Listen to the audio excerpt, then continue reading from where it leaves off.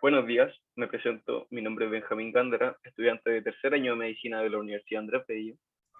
Buenos días, mi nombre es Paulina Hernández, también soy estudiante de tercer año de medicina y junto con saludarles les damos la bienvenida a esta nueva charla del proyecto Focus llamada Mindfulness, bájate del piloto automático. En esta charla se hablará sobre la ansiedad, sus síntomas y cómo combatirla. Antes de comenzar, para quienes no conozcan Focus, es un proyecto social organizado por estudiantes de la carrera de medicina de la sede Viña del Mar, cuya misión es, de acuerdo al contexto social de la pandemia, realizar charlas interactivas online con distintas temáticas que pueden contribuir a evitar enfermedades, mejorar la calidad de vida, informar y educar de manera práctica y entretenida. Bueno, el día de hoy contamos con el apoyo de la psicóloga de la Universidad de La Serena, Andrea José Reyes, quien es magíster en Mindfulness Relacional de la Universidad Adolfo Ibáñez y coach profesional, y nuestra educadora diferencial de la Pontificia Universidad Católica de Valparaíso, Loreto Pantoja Ferroni, quien también tiene un magíster en Mindfulness de la Universidad Adolfo Ibáñez y es docente de la Facultad de Educación de nuestra universidad. Bueno, para explicar un poco, la actividad del día de hoy consta de dos partes. En primer lugar, se realizará una charla respecto al tema y luego al final de esta se abrirá una sesión de preguntas abiertas hacia la experta para quienes podrán responderle todas las dudas que surjan durante esta charla. Antes de introducirnos, la ansiedad, quiero que hablemos del miedo, el cual corresponde a un estado neurofisiológico automático caracterizado por una respuesta de lucha o huida ante una valoración cognitiva de peligro presente o inminente. La ansiedad está vinculada al miedo y se manifiesta como un estado de ánimo orientado al futuro, que consiste en un complejo sistema de respuestas cognitivas, pero no solo eso, sino que respuestas afectivas, fisiológicas y conductuales, asociadas a la preparación para los acontecimientos o circunstancias anticipadas que se perciben como una amenaza. La gran pregunta, ¿qué es la ansiedad? Se estarán preguntando. Bueno, la ansiedad es el trastorno psiquiátrico más común que existe en la población general, el cual puede estar vinculado a diferentes factores, como lo son, por ejemplo, el miedo, como lo son las amenazas e incluso la ansiedad patológica. Bueno, ¿qué provoca la ansiedad? Este trastorno puede ser causado por distintos factores biopsicosociales, como lo son, por ejemplo, algunos medicamentos, donde tenemos medicamentos con cafeína, medicamentos para el trastorno del déficit atencional con hiperactividad. Tenemos también medicamentos para el asma, como son los corticoides, medicamentos para tratar la tiroides, la epilepsia e incluso también para el tratamiento del Parkinson.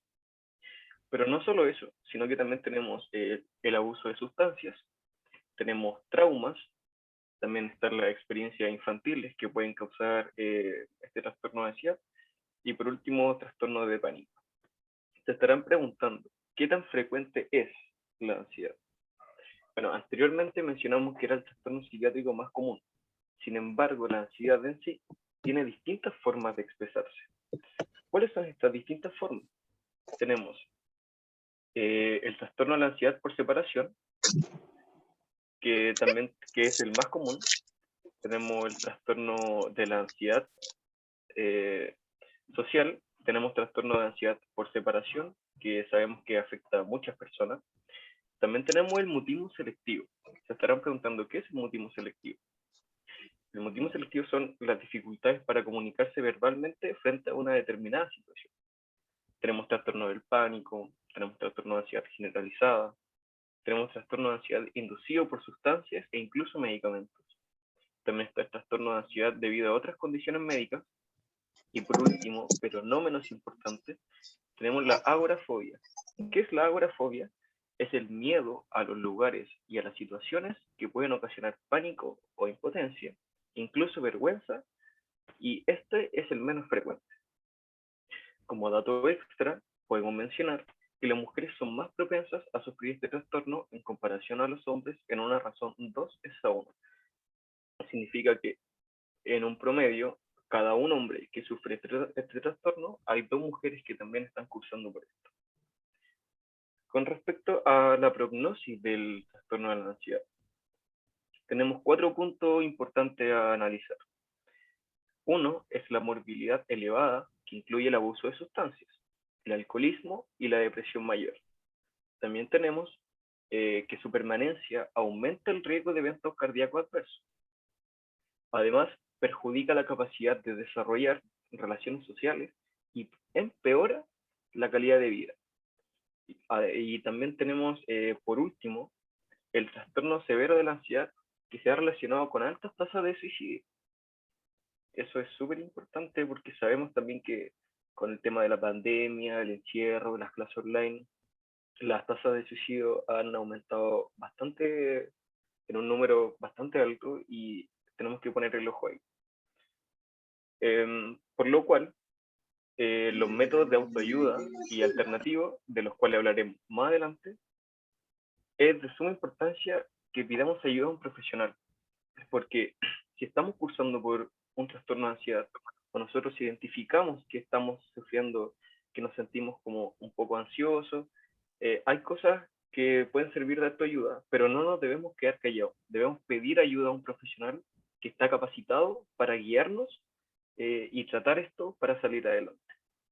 La gran pregunta, ¿cómo, cómo reconocemos la ansiedad? ¿Cuáles son sus síntomas? ¿Cómo yo soy capaz de darme cuenta que estoy cursando por este trastorno? Bueno, la ansiedad posee diferentes síntomas que pueden ser luces de que las personas afectadas están cursando por este trastorno. Estos pueden ser separados en 4 tipos, los cuales son, por ejemplo, síntomas cognitivos.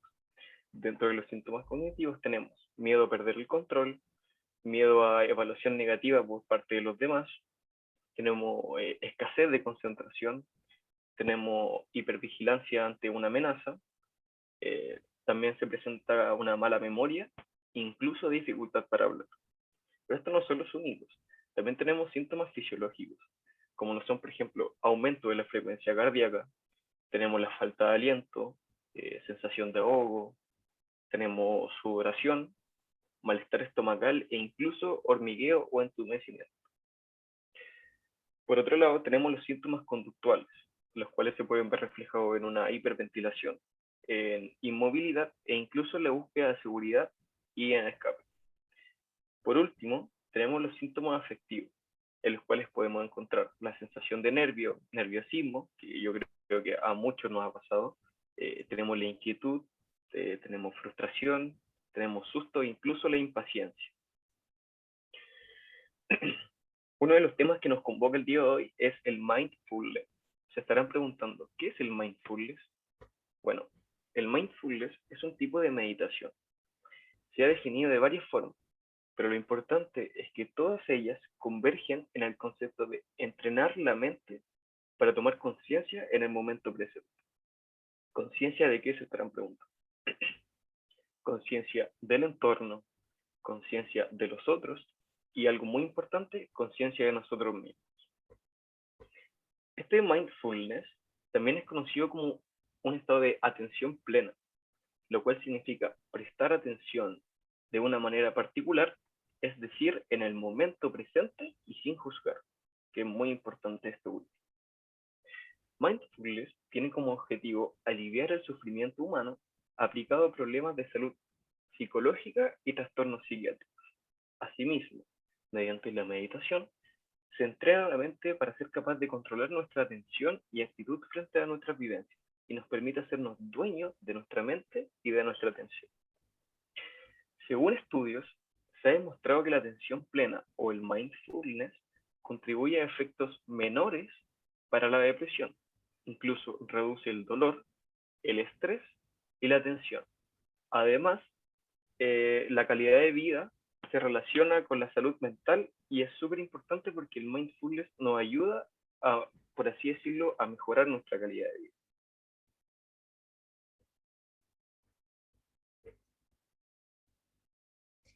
Ahora nuestra invitada Loreto Pantoja va a realizar una práctica respecto a lo que estamos hablando para poder interiorizarnos de lo que vamos a seguir.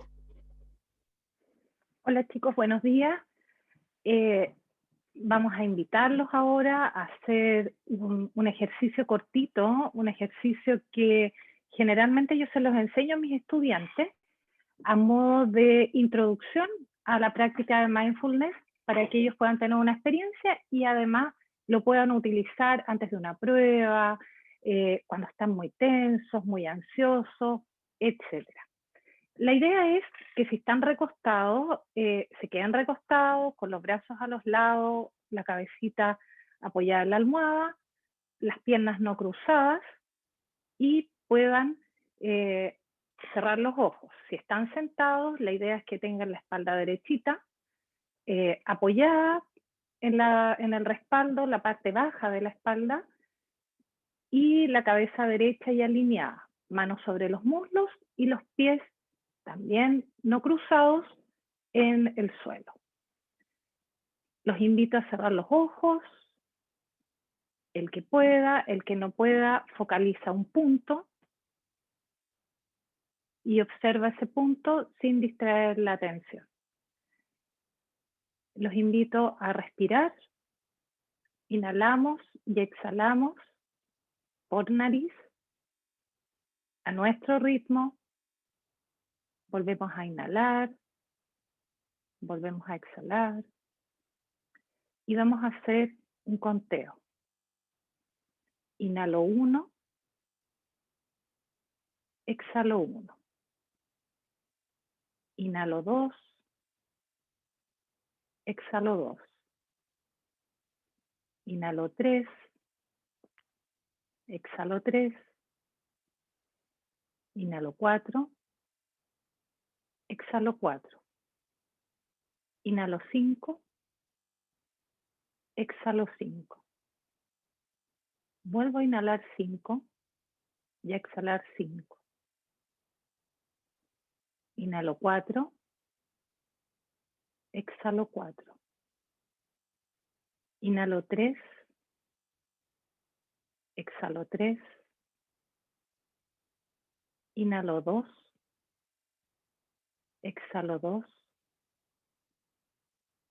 Inhalo 1, exhalo 1. Vuelvo a inhalar, vuelvo a exhalar por la nariz. Inhalo profundamente, retengo, exhalo. Comienzo a sentir mis pies, mis manos, mi cuerpo, la silla o la cama donde estoy. Y cuando esté listo, lista, abro los ojos.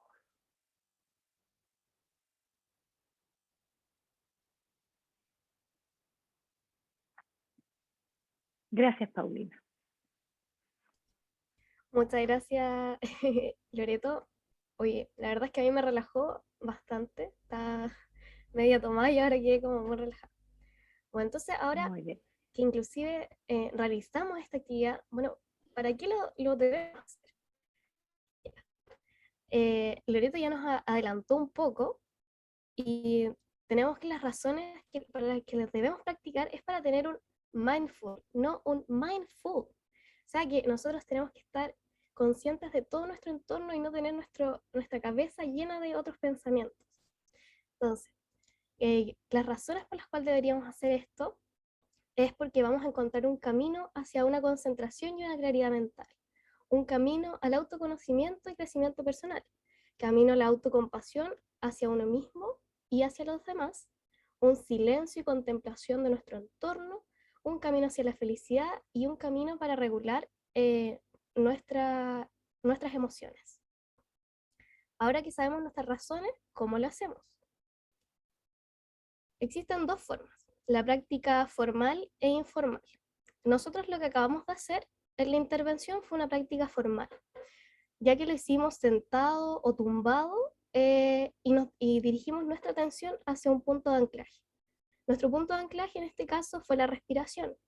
En otros casos puede ser una sensación corporal en específico, algún sonido como de los pájaros, emociones que que estén presentes o pensamientos.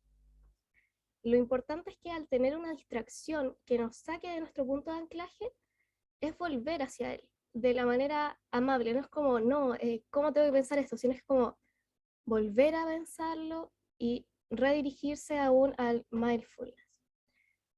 Entonces, en sí, la práctica formal es qué está pasando ahora y qué me está pasando ahora.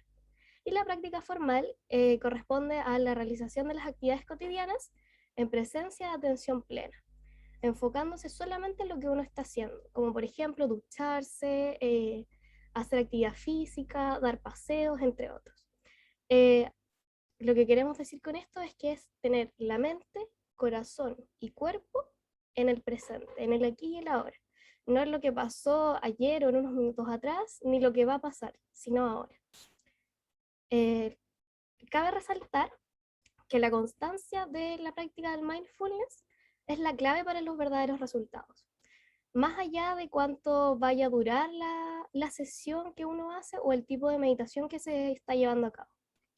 Hay prácticas complementarias al mindfulness que, según estudios realizados entre el 2014 y 2017, llegan a la conclusión de que van a ayudar a disminuir el estrés y la ansiedad acompañados del mindfulness, como son la yoga, el ejercicio físico y el tai chi.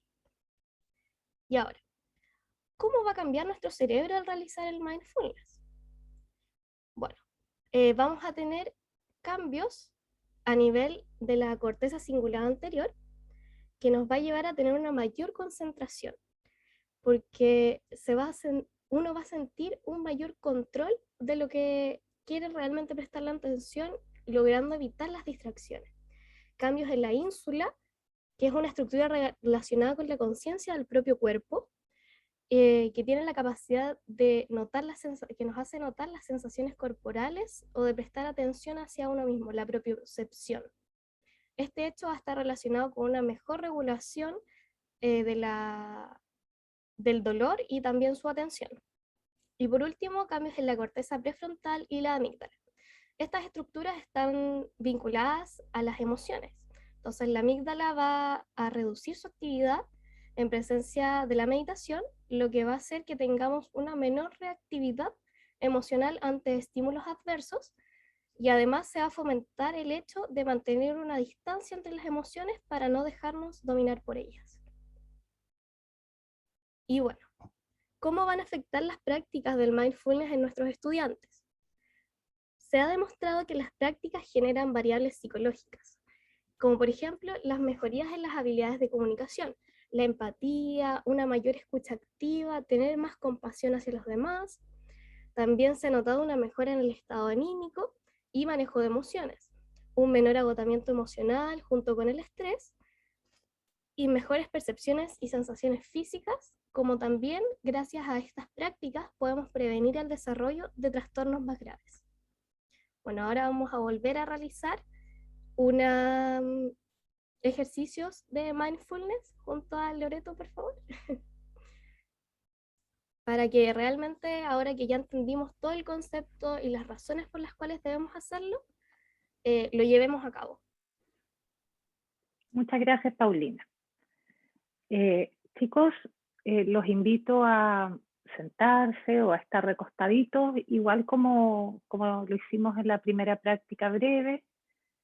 El tema de los ojitos cerrados tiene que ver con que ayuda a focalizar mejor la atención a través de la respiración. Pero a mí me ha tocado a veces estudiantes que les cuesta mantener los ojitos cerrados, por eso les dije focalicen la vista en algo, en un punto, si es que no pueden. Si están recostados, los brazos a los lados, la cabeza reposando, las piernas derechitas sin cruzarlos. Y si están sentados, la posición es la espalda derecha, alineada con la cabeza. Vamos a poner los pies derechos sobre el piso sin cruzarlos, bien apoyados, manos sobre los muslos, el coxis apoyado en el respaldo de la silla, bien sentaditos, y vamos a cerrar los ojos. Vamos a inhalar, vamos a exhalar por la nariz, vamos a hacer 3 respiraciones profundas. Inhalo, exhalo. Vuelvo a inhalar, tomo todo el aire, retengo, exhalo. Vuelvo a inhalar profundo, retengo, exhalo. Vamos a respirar, vamos a sentir cómo entra el aire por la nariz. Vamos a tratar de sentir la temperatura de ese aire que entra por la nariz. Vamos a poner nuestra atención ahí. Al entrar el aire y al salir el aire. A nuestro propio ritmo.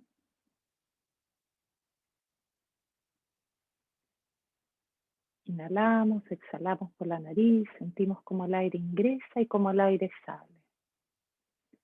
Si la cabecita se nos va a otro lado, amablemente la traemos a nuestra respiración. Inhalamos, exhalamos, sentimos cómo entra el aire, cómo sale el aire. Vamos a seguir poniendo la atención en nuestra respiración. Vamos a inhalar y vamos a sentir cómo el pecho se expande al ingresar el aire y cómo se descontrae cuando soltamos el aire. Inhalamos, entra el aire por la nariz, el pecho, y al salir sale por el pecho, vuelve a salir por la nariz. Volvemos a inhalar, seguimos exhalando y tomamos atención a esas sensaciones, cómo entra el aire, cómo sale el aire. Entra por la nariz, nuestro pecho se expande y vuelve a salir, el pecho se descontrae y sale por la nariz. Volvemos a inhalar, entra por la nariz, el pecho, y vemos cómo se expande un poquito el estómago también. Y al salir, se relaja el estómago, el pecho, la nariz. Sale el aire por ella. Hacemos unas respiraciones más a nuestro propio ritmo, como ingresa el aire, el pecho, el estómago, y al salir, el estómago, el pecho y la nariz hacen el recorrido del aire. Inhalo, nariz, pecho, estómago, y me devuelvo. Estómago, pecho, nariz, al salir el aire. Hacemos esto, unas respiraciones más a nuestro ritmo.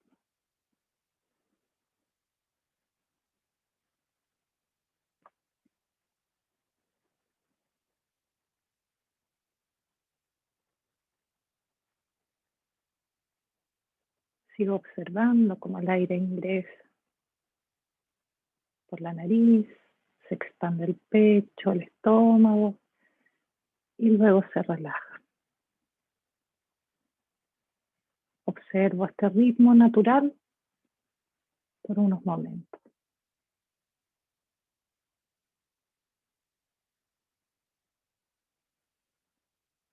Si pierdo el ritmo, si mi atención se va a otro lado, amablemente la vuelvo a traer a la respiración.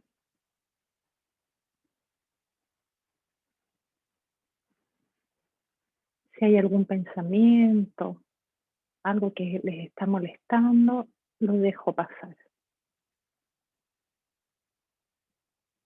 Y vuelvo la atención a la respiración.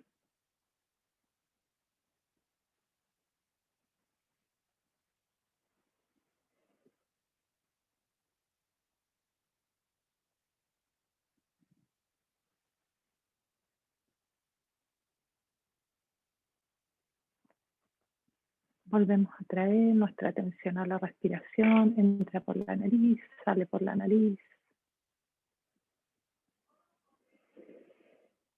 Vuelve a entrar por la nariz, sale.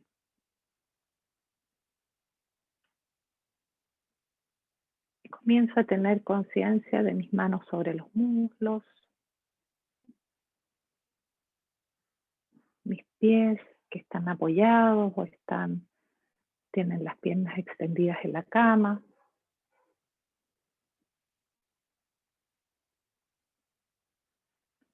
Los brazos a los costados, si están recostados en la cama.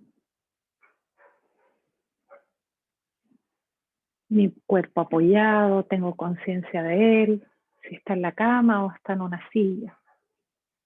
Empiezo a tener conciencia del lugar donde estoy, sin abrir los ojos, pero siento la silla, la cama, el espacio que estamos habitando. Vuelvo a inhalar, vuelvo a exhalar, y comienzo a mover los deditos de las manos, los dedos de los pies. Empiezo ya a situarme bien donde estoy.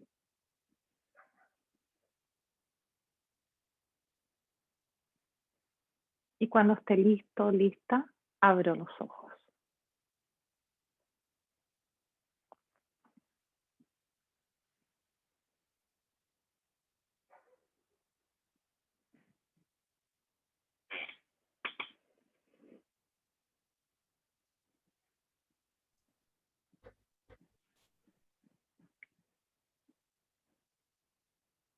Ya. Muchísimas gracias, Loreto, por tu participación. De nada, Paulina. Espero que todos ya hayan vuelto y se hayan podido conectar en su momento y se hayan podido concentrar en su respiración. Bueno, y ahora sí vamos a dejar el espacio para que puedan resolver algunas de sus dudas con Andrea o Loreto. Dejamos el chat libre y yo voy leyendo las preguntitas.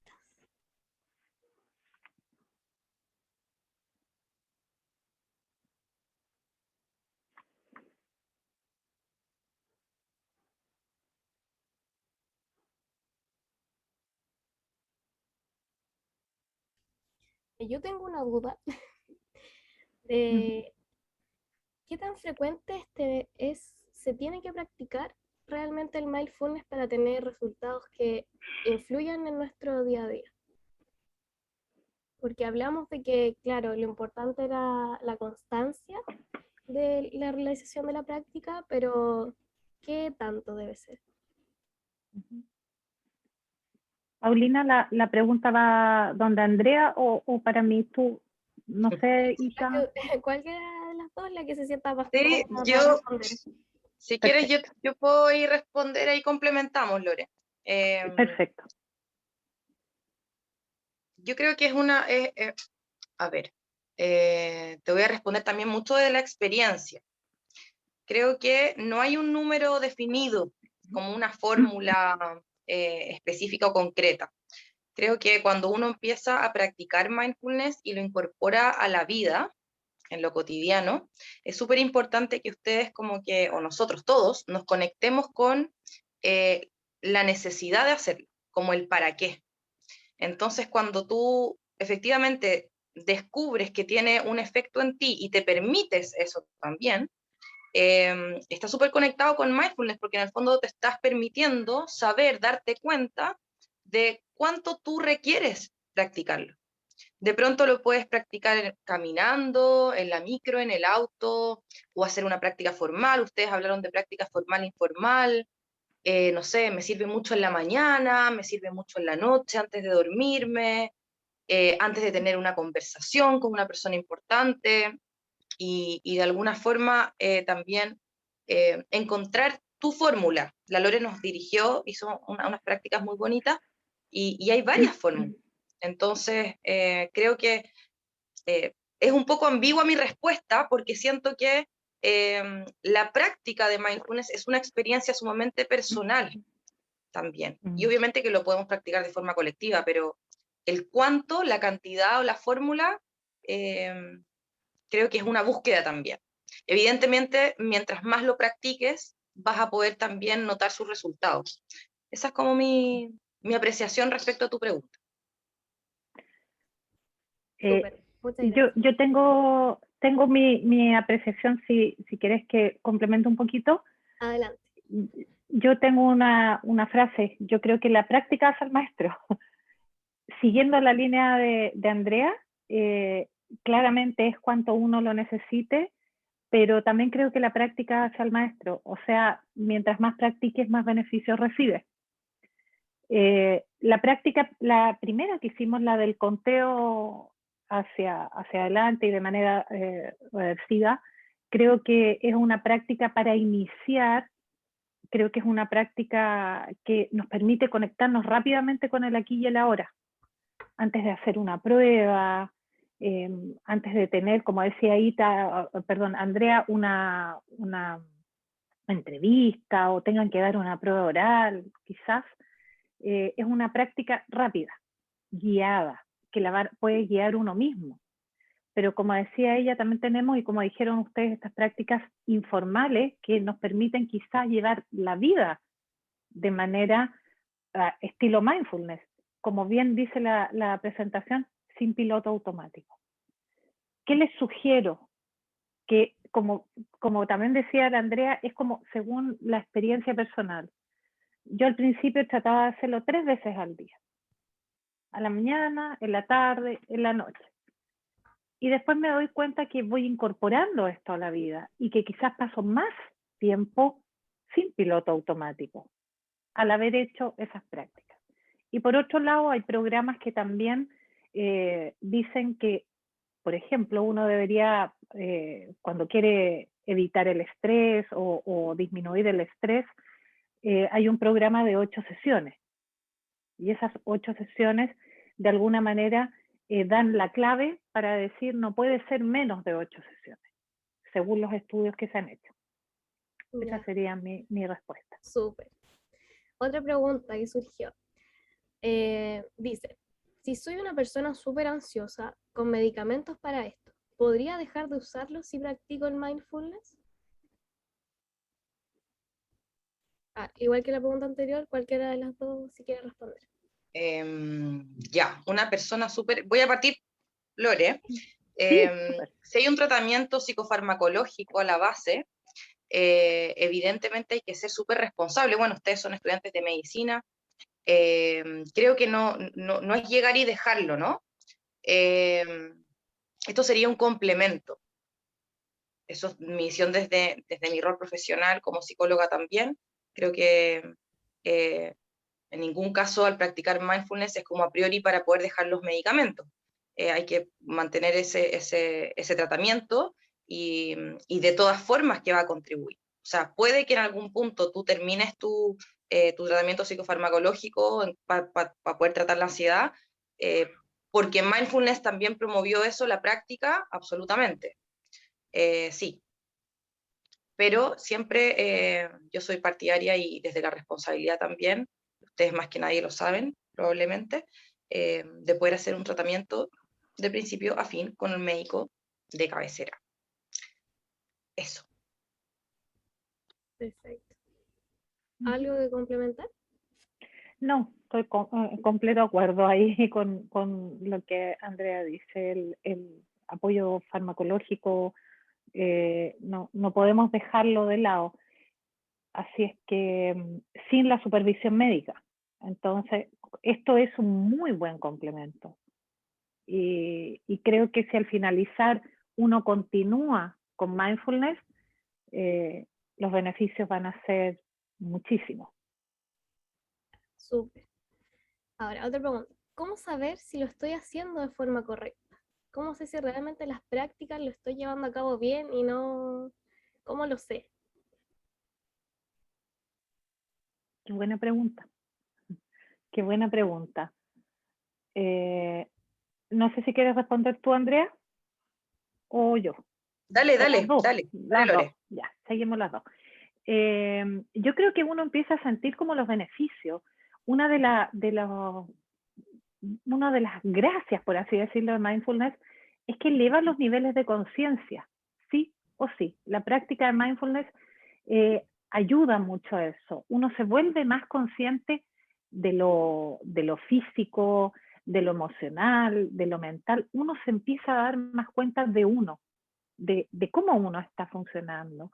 Entonces, hay varios indicadores, creo yo, el bienestar físico, el que está durmiendo mejor, el que puedo tomar mejor atención en clase, el que me he vuelto más tolerante quizás, el que estoy respondiendo de otra manera, el que me he vuelto más consciente de algunas cosas, y principalmente más consciente conmigo.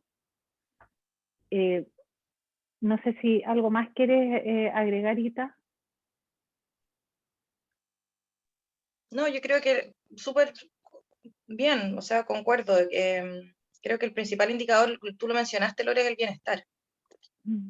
Y el bienestar guarda relación con la percepción, con cuál es la percepción que yo tengo y la vivencia que yo tengo en torno a un estilo de vida saludable que me genere satisfacción, bienestar, felicidad, ¿no? En distintos ámbitos de mi vida. Entonces creo que ahí va a ser bien importante. Ustedes hablaron ahí del autoconocimiento. Esto es re importante porque mi bienestar no necesariamente, o lo que a mí me genera bienestar, o mis parámetros de bienestar, son los mismos que para ustedes, ¿no? Entonces eso también, ¿cómo saber si lo estoy haciendo bien? Bueno, primero saber qué me genera bienestar. Creo que es un paso previo. Un paso previo. ¿Qué me hace bien?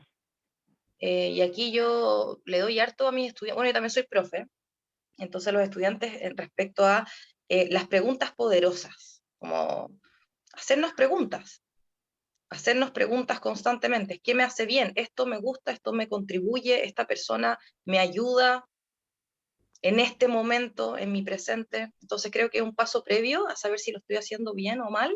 La práctica como tal es saber qué elementos a mí me generan bienestar. Creo que eso es bonito y es importante también. Y a partir de ahí, bueno, si es que esta práctica me está contribuyendo o no.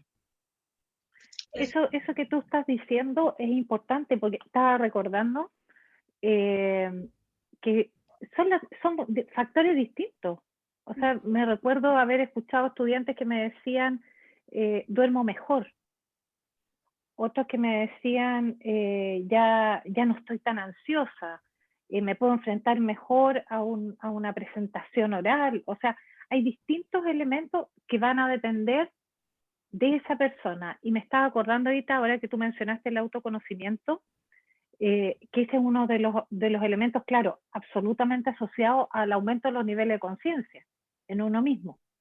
Entonces voy descubriendo, voy conociéndome, voy tomando conciencia y eso va a ir repercutiendo en mí y en los otros también. O sea, es un elemento como fundamental el ir conociéndome a mí también para saber cómo me voy a relacionar con los otros. Es igual un ejercicio complejo, como que requiere harto poder en uno mismo. O sea, al menos en lo personal a mí me cuesta como conocerme qué me hace bien o cosas así como para poder llevarlo a cabo. Paulina, es tan amoroso el proceso del mindfulness que en un principio las prácticas, es que no todas las prácticas son igual, como decía la Andrea, hay distintas prácticas, y ustedes también lo decían, pero por ejemplo hay prácticas que se centran en el cuerpo. ¿Cómo estoy? A veces mis estudiantes me decían, profe, no me había dado cuenta lo tenso que tenía el cuello, cómo me dolía una pierna, porque no estoy conectada conmigo. Y esa es la parte corporal. Hay prácticas que se vinculan con la parte emocional y empiezo a darme cuenta qué es eso que me molesta. ¿Por qué tengo esa sensación rara en el estómago o en el pecho? ¿Qué es lo que es? Tomo conciencia de lo que es eso y me empiezo a conocer y le empiezo a poner un nombre a eso que estoy sintiendo. Y hay prácticas que se vinculan con lo mental también. Uy, que estoy pensando tanto, uy, no me puedo concentrar, uy, ¿por qué me vuelve esto de nuevo? Y que te ayudan a eso. Entonces, cuando estoy desde lo físico, desde lo emocional y desde lo mental, de alguna manera integrado, empiezo a darme cuenta de cómo estoy,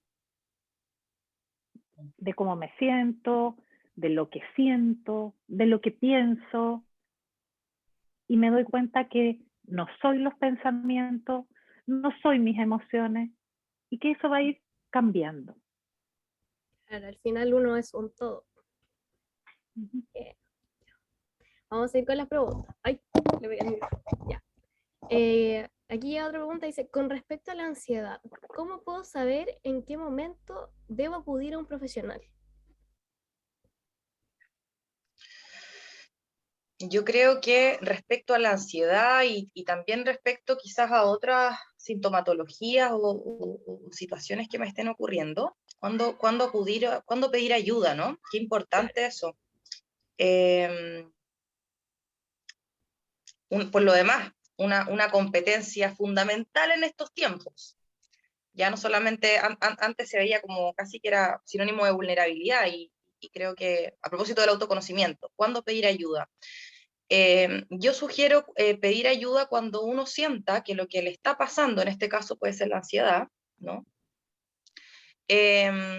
Interrumpe el funcionamiento cotidiano o la naturalidad o la normalidad, ¿no? Dentro de un rango, podríamos hablar, y no te permite funcionar en lo cotidiano. Creo que cuando eso te interrumpe tus funciones cotidianas, es decir, chuta, no estoy pudiendo asistir a clases porque estoy muy nerviosa, no estoy pudiendo dormir en las noches, que lo necesito dormir entre, no sé, 6, 8 horas.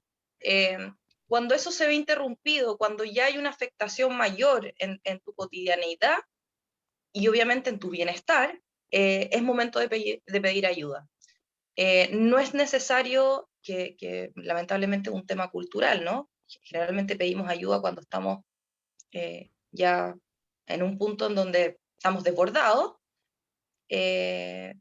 Mindfulness, atención plena, escucharnos. No es necesario llegar a un punto extremo de sentirte tan mal, sino que prestar atención ante esos pequeños como indicadores, señales que dan cuenta de, oye, chuta, yo antes esto lo podía hacer súper bien, podía compartir en una reunión tranquila, sin que me vinieran estas crisis o estos temores, por ejemplo. Y ahí es momento de pedir ayuda. Activar la red, súper importante, visualizar la red. La red muchas veces puede ser una amiga, puede ser tu familia, puede ser un profe, puede ser esto. Este espacio también es una red. Red de apoyo. Eso. ¿Algo más que quiera complementar? ¿Alguna de las dos? ¿No? Ya. ¿La ansiedad también puede provocar un autosabotaje? Ahora que seguimos hablando de ansiedad. Autosabotaje. Yo creo que, bueno, todas las emociones cuando están desreguladas, por supuesto que nos sabotean y nos perjudican, ¿no? Hay una desregulación. Ahora, la Lore decía algo re importante. Yo creo que esto no es un proceso consciente. Nadie quiere hacerse daño a sí mismo ni a sí mismo. Por lo tanto, desde ahí también sacar un poco esta culpa a veces o responsabilidad, ¿no? Sentirnos como responsables y culpables desde una cosa bien punitiva y castigadora. Este proceso es desde el amor, la Lore lo dijo, es un proceso súper amoroso con uno mismo. Por eso que es tan bonito y por eso que es como tiene infinitas posibilidades, porque me aparecen personas que están accediendo. Va a depender también de tu necesidad, de escucharte. Es un proceso y como tal también requiere de tiempo. Paulina, tú decías como, oye, qué difícil, qué complejo se ve esto del autoconocimiento. Y sí, quizás, no sé si es tan difícil, pero es un proceso que requiere tiempo, que es dinámico, porque estamos vivos, ¿sí? Y un detalle Sí, del dale. mindfulness que no lo hemos mencionado. Todos pueden practicarlo. No hay que tener una característica especial ni particular. No se trata de poner la mente en blanco, no se trata de entrar en un estado en trance. O sea, esa es la gracia y por eso es un proceso amoroso, porque todos pueden practicarlo. El que tiene hiperactividad, el que tiene un déficit atencional, todos todos pueden practicarlo. Entonces, desde esa perspectiva, es una alternativa tan viable para todos, pero como decía Laita, el proceso, el cómo se va a llevar a cabo, el cuál es mi proceso de autoconocimiento frente a la práctica del mindfulness, esa es como la magia. Está el resultado mágico y el resultado como científico, por así decirlo, que lo avala la investigación, que dice que afecta positivamente a una serie de no sé, funciones ejecutivas, resolución de problemas, a la ansiedad, al estrés, qué sé yo, pero también está este proceso, entre comillas, mágico, que vamos descubriéndonos, que vamos descubriendo cómo estoy, que vamos descubriendo cómo me siento, qué siento frente a algo. Y esto parte tan de a poquito que pueden partir con esa mínima práctica chiquitita que hicimos al inicio. Después van agregando atención a la respiración. Imagínenselo, esto es como medio poético. La respiración me va a llevar a este autoconocimiento. Y ustedes mejor que nadie saben que la respiración es la que nos mantiene vivos. O sea, es lo que nos da la vida y al mismo tiempo es lo que nos permite reconocer nuestra vida. La atención a la respiración va a llevar a que este proceso sea un proceso de autoconocimiento, de regulación, de conocimiento también del entorno. O sea, es todo. Tú mencionabas, Paulina, la compasión. Y cuando uno habla de la compasión desde el mindfulness, podríamos estar hablando, ¿cuánto tiempo, Ita? Semestres. Semestres. Entonces, hay tanto elemento. La idea, chicos, chicas, es partir. Es partir. Y si pongo atención a la respiración ya 30 segundos, y después lo alargo a 1 minuto, y después son 3 minutos, y después voy a tomar un vaso de agua a través del mindfulness. ¿Y cómo lo hago? Siento el vaso, veo que el vaso es pesado, que está helado, que el agua está limpia. Uso los sentidos. Uso todos los sentidos para solamente tomarme el agua. Y ahí hice una meditación informal de mindfulness. Lore, y también quería complementar lo que tú estás diciendo con algo re importante que creo que no lo hemos dicho, que están los pilares de esta práctica, que es la intención. La intención. ¿Cuál es la intención que yo pongo por ejemplo, el ejemplo del vaso? Yo lo hago, a propósito. En las mañanas, voy a contar ahí una cosa, a ver si les sirve.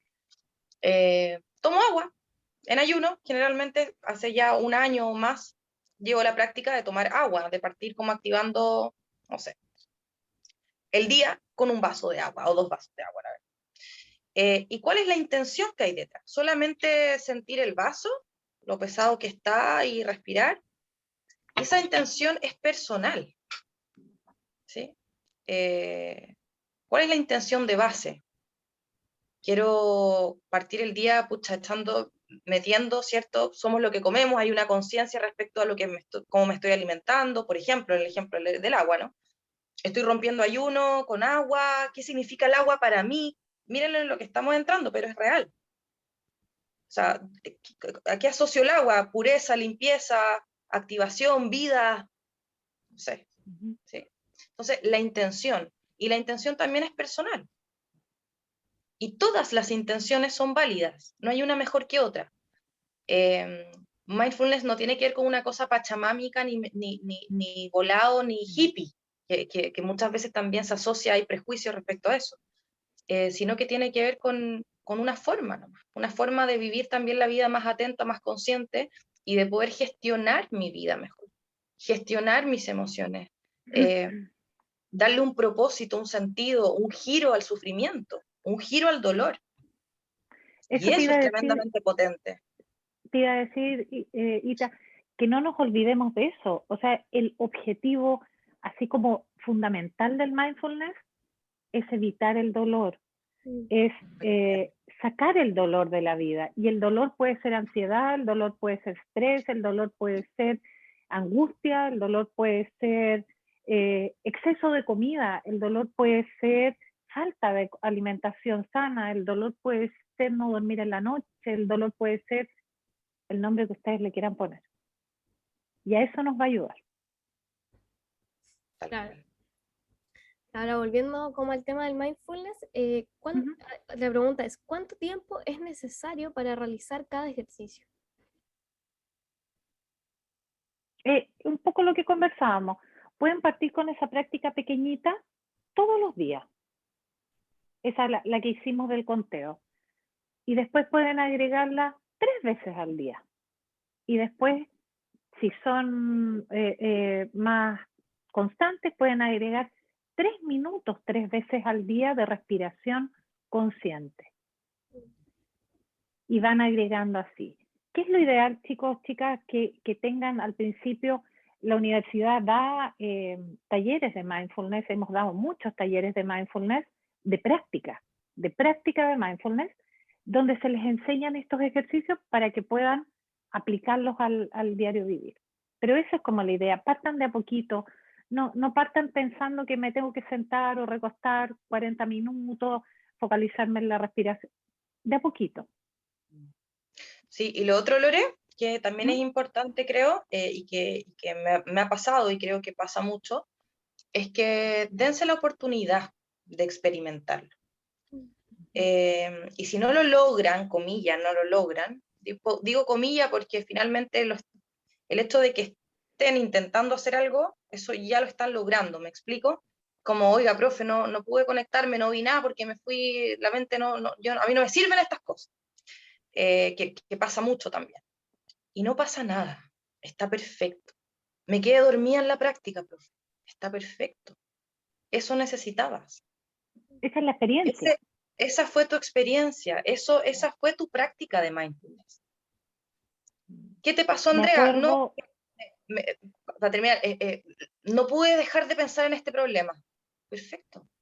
Hay que atender ese problema. O sea, te muestra todo el tiempo, te está mostrando información, está teniendo un objetivo, está teniendo un resultado, si lo queremos ver así en términos más prácticos. Entonces, no decir como, no, a mí no me resulta, o sea, abrirse a esa experiencia, porque pase lo que pase en esa práctica, el hecho de ya estar haciéndolo con una intención está teniendo resultados. Eso quería agregar. El hecho que tú dices, no me he podido concentrar, me llegan los pensamientos, esa es una situación que estamos viviendo, eso es algo que están viviendo, y a eso le tengo que poner atención. ¿Por qué no me puedo concentrar? ¿Qué me está pasando? Y quizás, como decía una pregunta anterior, ¿cuándo debo pedir ayuda? Quizás esa es una alerta. No puedo poner atención. Esa es la lucecita. Exactamente. Como lo mencionamos en la presentación. Las preguntas, chiquillos, hacerse preguntas, ¿para qué me pasa esto? Más que el por qué, también ¿para qué? ¿Qué me quiere decir esto?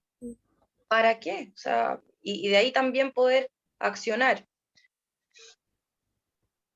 Eso. Otra pregunta desde el chat. ¿Cuál es la diferencia entre el diagnóstico de estrés y ansiedad? Bueno, acá yo, Pauli, ustedes dieron una buena presentación en relación a la ansiedad. Dale, y nosotros complementamos. ¿Cuál es la diferencia? Pero aquí las expertas son ustedes. Bueno, es que nosotros en temas de ansiedad, claro, lo que mencionábamos era de que uno siente como agobio en la situación, como que deja de estar en sí mismo, pero ahí al relacionarlo con el estrés creo que... Sí. A ver, yo no sé, básicamente creo que la diferencia es que la ansiedad es una respuesta emocional. Claro, están súper de la mano. Son como casi que... Con una respuesta fisiológica también, o sea, el estrés es una respuesta fisiológica, fisiológica, claro. Lo otro tiene que ver como... te impide de hacer cosas. Exacto. Y también tiene que ver con funciones adaptativas el estrés. Es una cosa fisiológica, adaptativa, y la ansiedad tiene que ver con una situación, una respuesta más emocional. Ambas te generan excitación, ¿cierto? En el sentido de más que excitación, poner en marcha, ponerte en un estado de alerta, ¿no? Ahí me imagino que se activa lo simpático, ¿no? Creo que todo el sistema nervioso central, yo ya no me acuerdo mucho de eso, pero en el fondo te genera ambas estar en alerta, en estado de alerta y en poder muchas veces, o en tener que utilizar recursos que a veces uno percibe que no los tiene, ¿no? Entonces, yo generalmente cuando hablo de estrés, ya esto muy en términos más psicológicos, con los pacientes y con los estudiantes, hago una metáfora bien, que siento que sirve bastante. Y que en algún punto todos tenemos como una bolsita de estrés. Yo dibujo un mono de palo y le pongo una bolsa, una bolsita. Y esa bolsa, en el fondo, tiene que ver con nuestra capacidad. Hay niveles de estrés que son evolutivos, que son necesarios, que son adaptativos, que los necesitamos, ¿sí? Por una cosa de sobrevivencia. Pero cuando esta bolsa, que es individual, particular, es decir, mi bolsa puede ser súper chica porque mi umbral puede ser más pequeño que el tuyo, Pauli, o que el tuyo, Lore, por eso la importancia de conocerse. Cuando esta bolsita se revienta, es donde empezamos a tener problemas, por ejemplo, ansiedad, crisis de pánico, crisis de angustia, depresión. Yo llamo a esta bolsa estrés como todo aquello que no nos hace bien y que en algún punto nuestro cuerpo reacciona. ¿Sí? Lo estoy hablando en términos muy psicológicos para que en el fondo se entienda. Y obviamente que hay una respuesta fisiológica. Sudoración, taquicardia, insomnio, dolor estomacal, Adrenalina, claro. etc. Entonces, esa vendría siendo como quizás la diferencia que yo pudiera como visualizar más en la práctica, ¿no? En lo que experimentamos. Eso. Ya, otra pregunta. Si me cuesta mucho concentrarme, ¿cómo puedo facilitar esto de alguna manera? Yo soy muy inquieta y me cuesta mucho calmarme. ¿Lore? A ver, sí, acá el tema de la concentración es algo que podemos ir ejercitando. Se los estoy contestando como desde mi disciplina, ya desde la psicopedagogía. La concentración, la atención es algo que podemos ir practicando y que podemos ir de alguna manera buscando las estrategias para hacerlo. ¿Puedo facilitar esto de alguna manera? Por supuesto. Al poner la atención en la respiración, vas a ir consiguiendo mejoras en la focalización de la atención. Te va a ayudar a la concentración. La inquietud. Muchas veces estudiantes que me dicen, profe, yo tengo un déficit atencional con hiperactividad, ¿me sirve esto? Por supuesto. Pero hay que aprender de a poco. Y muy de a poco. Tenía una estudiante que me decía, profe, no sé cómo hacerlo. A veces el tema de la pandemia, el trabajo que tienen que realizar, el estudio que tienen que realizar, todo el contexto familiar que existe, ha sido también un tema importante que va a afectar a la concentración. Entonces empezó ella con este ejercicio cortito de contar y me dice, ya lo incorporé a la vida, un poco lo que decía la Andrea, y ya cuando uno empieza a incorporar aquello que le sirve, empieza a ser mucho más fácil. Pero les vuelvo a decir, partan de a poco. Es como cuando uno dice, tengo que bajar de peso y voy al gimnasio y como que me mato la primera semana y después no vuelvo más. No, partan de a poco. Partan de a poquitito, partan con 3 minutos, 2 minutos, lo van agregando. Yo recuerdo cuando comencé, el primer minuto era así como medio ansioso. ¿Habrá pasado el primer minuto? ¿No habrá pasado el primer minuto? O cuando hacíamos prácticas que incorporábamos yoga, también era todo un tema que pensaba y pensábamos que no, quizás no estaba teniendo efecto. ¿Te acuerdas, Rita? Era como, nos daba risa, que sí. Y de repente empezamos a darnos cuenta que sí había un efecto positivo en la concentración. Desde el punto de vista de la psicopedagogía, sí puede facilitar esto de practicando mindfulness, tu atención se va a favorecer. Pero vuelvo a insistir, comienza de a poco. Y hay estrategias también para ayudar a la atención, al desarrollo, a potenciar la atención. No sean Oye, como tan severos con ustedes también en términos, tengo que estudiar y tengo que sentarme 3 horas a estudiar. Hagan pausas. Y quizás la primera pausa puede ser un ejercicio breve de mindfulness y después se paran, van, vuelven y en 10 minutos hacen un recreo, 20 minutos un recreo y siguen. ¿Cita? sí, que importante eso de respecto a las estrategias, yo también, y que lo aplico, digamos, tiene que ver con los rituales. Yo creo que es súper importante también que cada uno pueda descubrir, planificar, hacer, realizar su ritual. Cuando me refiero a rituales, tiene que ver con aquellos elementos que a mí me generan bienestar, y obviamente lo asocio a que tenga un contexto que también sea propicio para, por ejemplo, prestar atención. Bienvenidas a aromaterapias, velitas, rezos, post-it de animados, o sea, todo lo que esté en relación con algo que a mí me haga bien, inciensos, música de fondo, también yo les llamo a veces los botiquines, ¿no? Botiquín de concentración, botiquín, y eso sirve muchísimo. Entonces, prueben, prueben. A mí me sirve mucho la aromaterapia, me sirve decir como, chuta, mi espacio va a estar limpio, este es mi espacio para trabajar. Estamos hablando de la atención, ¿verdad? Concentración. Y obviamente si a eso, más encima, aplicamos estrategias o técnicas prácticas de mindfulness, súper, súper bien. Es como encontrar su medicina, encontrar su propio botiquín. Creo que eso es re importante también. Pero decirles que esto sí da resultados. O sea, esto además está probado. Claro, independiente de que sea como para cada persona, sí o sí hay resultado. Exacto, está probado. Ya, O como Así es. hagan el mindfulness, está probado. ya, junté estas dos preguntas porque tenían relación entre ellas, así que, ¿cómo puedo saber si estoy teniendo un ataque de ansiedad y no síntomas físicos de una enfermedad? ¿Y cómo puedo identificar los síntomas del ataque de ansiedad?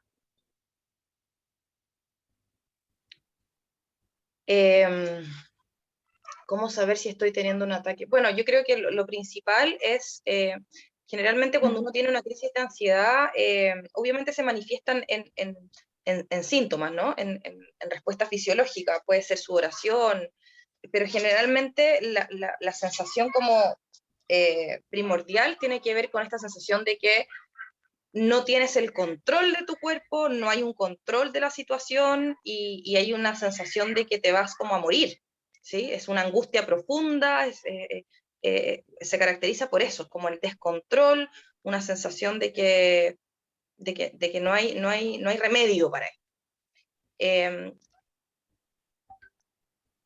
Aquí si aplicamos mindfulness es súper importante el cómo saber, fíjate, mira, acá quizás si es que empezamos... sería importante que en esa crisis o en ese momento yo pudiera de alguna forma conectarme con mi respiración. De hecho, una de las estrategias para poder prevenir o intervenir en una crisis de pánico o crisis de angustia, de ansiedad, es la respiración. La respiración. Es mindfulness. La bolsita. Y la bolsita claro, es la respiración. Exacto. Entonces, quizá sería bueno primero probar con la respiración, una respiración consciente, ¿sí? Profunda, autoinstrucciones, va a estar todo bien, voy a pedir ayuda si es que voy a poder comunicarlo. A veces estamos en una crisis en donde ni siquiera somos capaces de hablar. Entonces, tratar de bajar, tratar de comunicar, y una vez que uno lo comunique, obviamente que también compartirlo con algún profesional. Yo creo que saber si esto es algo fisiológico, si realmente tengo problemas cardíacos, por ejemplo, porque a veces pasa que uno va pensando que te da un paro o hay un tema, no sé, de salud física, ¿no? Y los doctores te dicen, usted tiene una crisis de pánico. Y eso fue. Entonces, creo que cómo saberlo, quizás la primera, como el primer paso es respiren, intencionen respirar y volver como al centro. Intentar. Y desde ahí, obviamente, pedir ayuda, y si es que esto persiste en el tiempo, consultar con un especialista, puede ser un psicólogo, puede ser un médico. Yo creo que eso es como un poco la Sí, respuesta. yo creo que un poco lo mismo que tú, el tema de puedo saber si estoy perdiendo el control, qué sé yo, la crisis de pánico, pero quien puede saber así de manera certera es el profesional, ya sea el médico o un médico psiquiatra o un médico o un psicólogo. Yo creo que esa es la forma responsable de saber si es o no es una crisis de pánico, una crisis de ansiedad o alguna u otra enfermedad.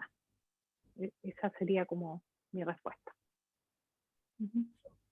Y ahora sí, la última pregunta que tenemos es, ¿cómo puedo superar los bloqueos mentales ante una evaluación? Me pasa esto también por el autosabotaje. Dale, Lore. Ya. Yo creo que en el minuto, miren, va a parecer así como frase cliché, pero la verdad que y que quizás no lo hemos mencionado tanto, lo que nos ancla al presente es la respiración. Ese es como el mecanismo para anclarnos al presente. Y cuando quedo bloqueado frente a una evaluación, es porque creo que me va a ir mal, es porque la ansiedad ya se me fue de las manos y lo que estoy pensando que va a pasar a futuro es como bien dice la persona ahí, Gustavo, el autosabotaje. O sea, estoy ya a priori creyendo que esto va a tener un resultado malo, un resultado no positivo. Entonces, cuando empiezo a respirar y me sitúo en el presente, no estoy pensando lo que va a pasar más adelante o lo que pasó atrás, porque antes me fue mal o porque ahora me va a ir mal. Estoy centrada en el presente, no miro lo que va a pasar a futuro ni lo que sucedió anteriormente. Entonces, una de las estrategias es respirar, es observar tu respiración, atento a tu respiración, porque al ponerme consciente en la respiración, es el anclaje. Es como que estoy en una tormenta y rápidamente tiro el ancla hacia el mar. ¿Y qué pasa ahí? Rápidamente el barco se queda detenido. ¿Dónde? En el presente. Porque este autosabotaje es porque estás pensando lo mal que me fue antes o lo mal que me pueda ir. ¿Se entiende? Estoy pensando en lo que va a venir, lo malo que va a venir, que yo creo que es malo, porque en el pasado me fue mal. ¿Y qué te hace la respiración? Te ancla y te dice, presente, detuve el barco y vuelvo a esto, que no tengo idea de lo que va a suceder, ni estoy pensando en lo que ya pasó. Desde el punto de vista del mindfulness, esa es como la respuesta. Pero para eso también hay que practicar. Sí o sí los va a ayudar, ¿eh? Sí o sí, aunque no hayan practicado, los va a ayudar el poner la atención en la respiración. Una y otra vez, una y otra vez. Y esto no tiene que ver con poner la mente en blanco, esto tiene que ver solo con eso. Es tan concreto el mindfulness. Es pongo la atención en mi respiración. Y lo hago. Y se me va la cabeza a otro lado y la vuelvo a traer. Y se me va 10 veces y la vuelvo a traer. Por eso esta práctica sirve a todos. Súper. Hay programas para distintas necesidades, para el estrés, trastornos de personalidad incluso. O sea, hay una serie de programas que se ha comprobado ya el efecto positivo que tiene. Pero sí o sí tiene que ser a través de la práctica. O sea, no es que yo practique el lunes y en 2 semanas más vuelva a practicar. Esto tiene que tener una sistematicidad. Hay que ponerle un poquito de disciplina a esto. Sí, y solo para complementar, el tema de la respiración en situaciones de bloqueo también es muy positivo, una vez que ya estoy conectado con mi respiración, visualizar algo opuesto a este bloqueo, o sea, lo que yo esperaría, lo que a mí me gustaría. Entonces yo me visualizo dando una prueba tranquilo, tranquila, respondiendo seguro, confiando, o sea, es como imaginería también le llamamos, pero que tiene que ver con la capacidad de imaginar, de visualizar. Entonces me conecto con eso, visualizo, autoinstrucciones, va a estar todo bien, o sea, autoinstrucciones son mensajes, ¿no? Entonces todo eso acompañado con un centramiento que te lo da mindfulness, de estar presente, son estrategias que permiten afrontar, por ejemplo, bloqueos mentales ante una evaluación. ¿Te acuerdas ese ejercicio que alguna vez practicamos de levantar los brazos 5 minutos antes de alguna entrevista, antes de que tuviéramos algún tipo de evaluación, por así decirlo? ¿Quién levanta los brazos? ¿Quién dice lo logré? El que pasó la meta, ¿cierto? Y quizás la meta es una prueba. ¿Te acuerdas de ese ejercicio? Donde muy bonito. levantábamos los brazos y había que mantenerlos 5 minutos. Se comprobó que el hacer ese ejercicio cambiaba la disposición con la que uno enfrentaba esa evaluación, esa entrevista o esa situación que nos ponía en tensión. 5 minutos con los brazos así, manifestando que ya lo logré, que ya pasó, que ya está todo bien. Así como el que cruza la meta, ahora que estoy notando más a las Olimpiadas, el que cruzó la meta. Y vas a tener una disposición distinta, tanto físicamente como desde el punto de vista emocional también. Sí, trabajo corporal, muy bonito. Muy bonito, sí. Perfecto. Muchísimas gracias a las dos. Ahora, Benja, si quieres Oye, decir, Sí, dale. yo quería hacer un aporte. No sé si me escucho bien porque me está Perfecto. diciendo que tengo problemas de conexión. Con respecto a la práctica que hicimos de respiración, me recordó mucho. Yo hace un par de meses estoy practicando el método Wim Hof de respiración y la verdad es que me ha ayudado bastante. Yo hace poco estoy conociendo ya esto del mindfulness. Antes intenté meditar y no se me daba tan bien, la verdad. Cuando conocí el tema de método de respiración de Wim Hof, empecé a hacerlo toda la mañana. Me levantaba hacia la cama y empecé a hacer el método Wim Hof y me ha ayudado mucho a tener una perspectiva distinta respecto a mi día a día. Me levanto como con otro tipo de energía, veo las cosas desde una manera distinta. Y me recordó eso de sesiones de respiración, aguantar la respiración. Creo que dentro de todo tenemos que buscar qué es el método que más nos ayuda y probarlo, y no vamos a ver efecto en un día o en 2 días, sino que como mencionaba Loreto, creo, la práctica es el maestro. Y a medida que más lo vamos integrando a nuestro día a día, a nuestra rutina, vamos a darnos cuenta que sí hay beneficios que se van a la larga viendo. Y de mi experiencia yo le digo que me ha ayudado mucho. Y también como decía Andrea, creo, sobre el miedo ante la evaluación y todo, eh, mencionar el, no me acuerdo cuál es el nombre, pero tiene que ver con las polaridades. Que por ejemplo, si yo pienso mucho que me va a ir mal y todo, ¿cuál es el otro polo del fracaso? El éxito. Entonces, tratar de enfocarse también en que si bien tengo miedo a hacer algo, puedo ser capaz de enfocarme en el otro polo de me va a ir bien, de seguridad y todo. Y es algo que se practica día a día y a mí me ha servido mucho, o sea, por eso lo decía como experiencia. Creo que esto del mindfulness, la meditación, concentrarse en la respiración, algo tan básico como tomar un vaso de agua en la mañana, son hábitos muy simples, pero que tienen mucho beneficio a cómo asimilar el día a día y a cómo tomarse las cosas y a mirar las cosas de forma diferente. Ese era como un aporte que quería hacer. Ahora, para